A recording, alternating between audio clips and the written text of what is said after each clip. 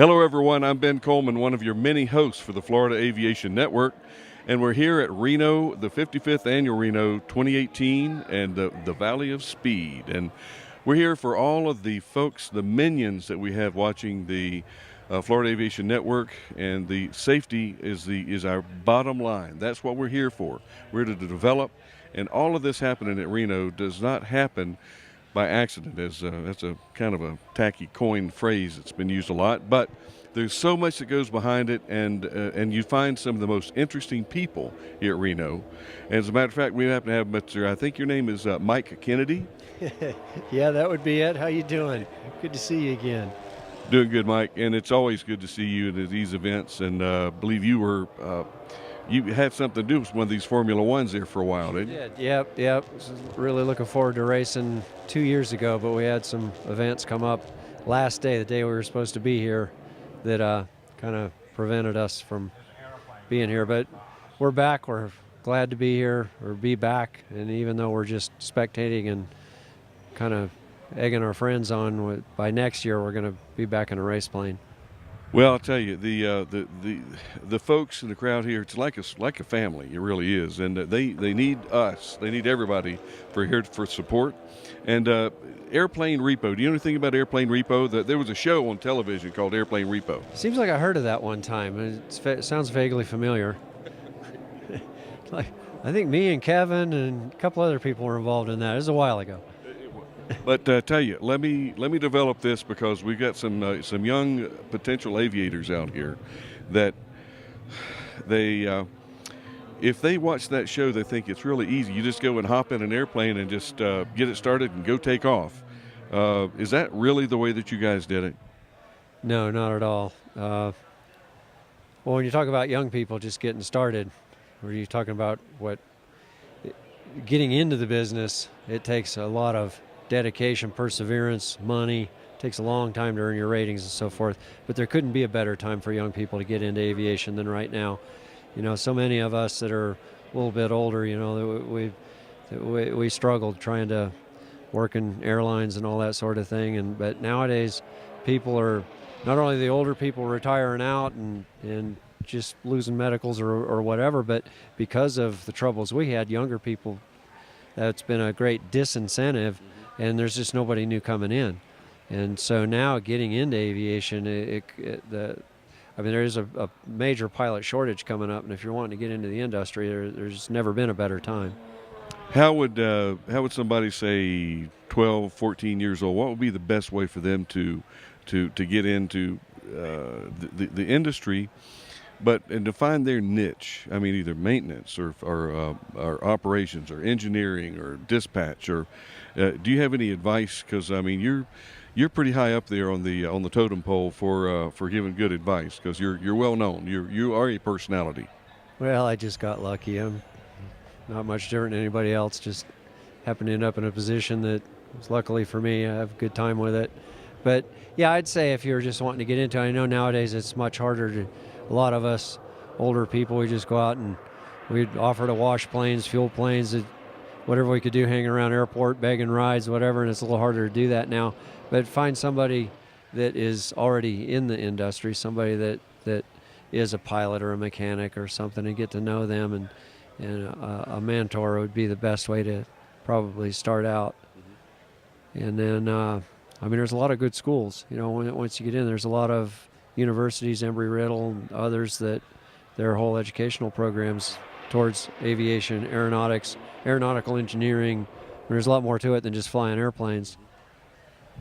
Would you support getting somebody into a glider right off the bat and make 14 their goal for soloing in a glider? Would that be a fun thing to do as a kid? Yeah, I think first time I was ever in a glider, that's about all the older I was. I know you can solo one a lot younger than you can an airplane, so it's a great way to get started. And there's a lot of very invaluable skills that come from learning to fly a glider first. You ever have a problem in a real airplane engine out or something, those skills come in super handy. Yeah, managing your energy, I think, is about the best way to put it for a glider. But Mike, tell us a little bit about the background, the backstory, if you can, for Airplane Repo, and some of the details of what lengths you guys went to make sure that your flights were going to be, everybody was watching on film, but how it was going to be done safely. Because I mean, you didn't want to, you don't want to risk either the airplane or your neck. Yeah, and I think that's what you're getting at in that previous question. I went off on the young people, but yeah, because I've heard comments, well, why would you just run out and jump in an airplane you don't know and blast off stuff? And we don't. Some of the stuff, when it looks like it's awfully condensed, I've been doing this a long time, and I know most of these airplanes pretty well. And sometimes it looks like I just run out and jump in an airplane without really doing much of anything, and maybe I did. But if I did, it's because I just saw the airplane fly in. I know it's airworthy, and I know the history of that airplane. It's not just some random thing where I saw it parked out on a ramp somewhere. So it looks like I'm cutting corners, but I'm just gaining a lot of knowledge just by watching the airplane before I even get there. More often than not, what they don't show on the TV program, because it's not really what they're interested in, is when an airplane's being repoed, it's about like a house going into foreclosure. That process has been going on for a long time. And by the time that it's gone through the courts and gotten to the position where they call me to go get it, it's been shoved off in a back corner of an airport somewhere and been sitting there for months, years sometimes. I get out there and it's got flat tires and water in the tanks and dead batteries and broken windows. I might be there a week getting that thing ready to go. And even though the show loves the cloak and dagger aspect and people chasing me, shooting at me and stuff, to me the most nerve-wracking part is when I've spent a week working on an airplane in that kind of condition, and when I'm taxiing out, it doesn't matter how much time I've spent on it, I'm always thinking, what did I possibly miss? What did I not think of? And most of the time it works out okay, but I have had some, even after putting in a week, where something came apart on me as soon as I got airborne. That's usually the way it happens, particularly when they've been sitting for a while.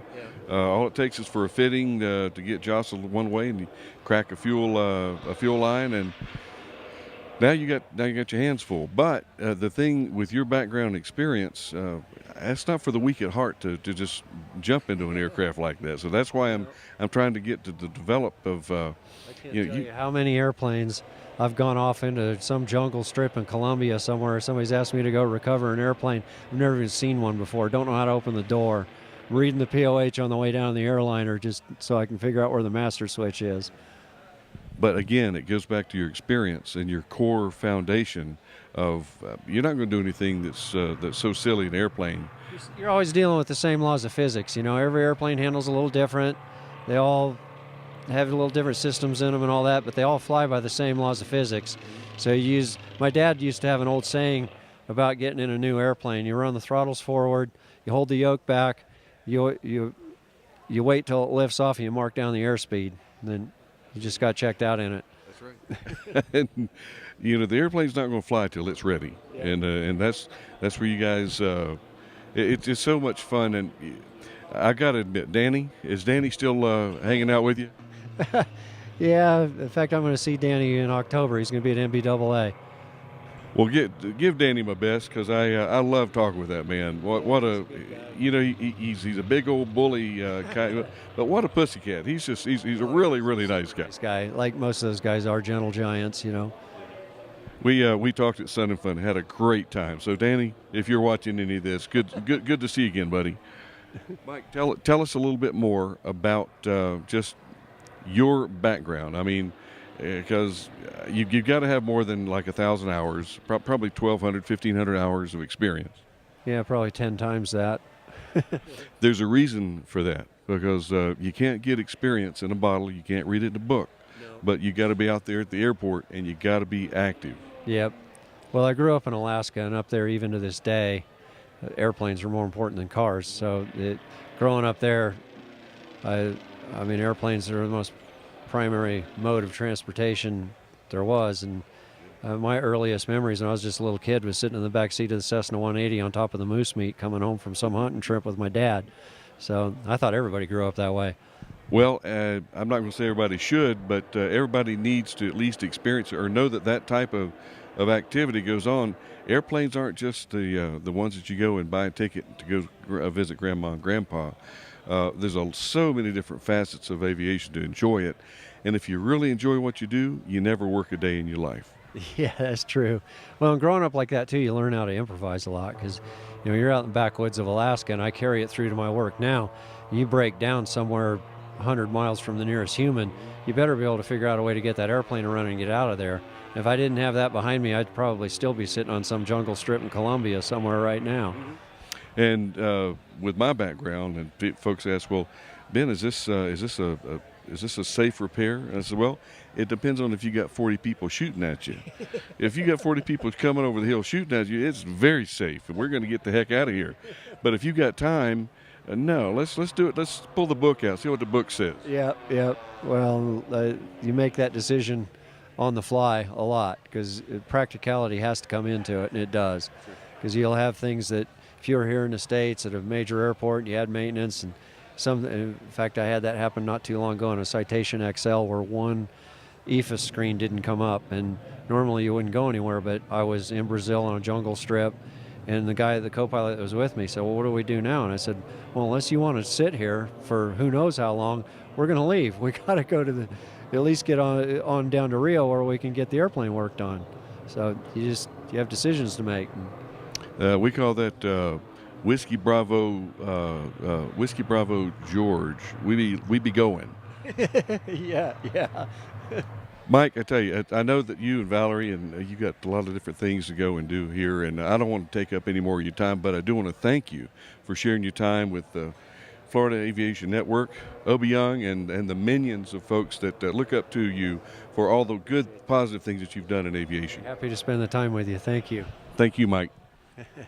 Anytime. We will talk to everyone else out there later, and we're going to let Mike and Valerie go and see some more of their friends here at Reno 2018. Ben Coleman, 55th Annual. See you next interview.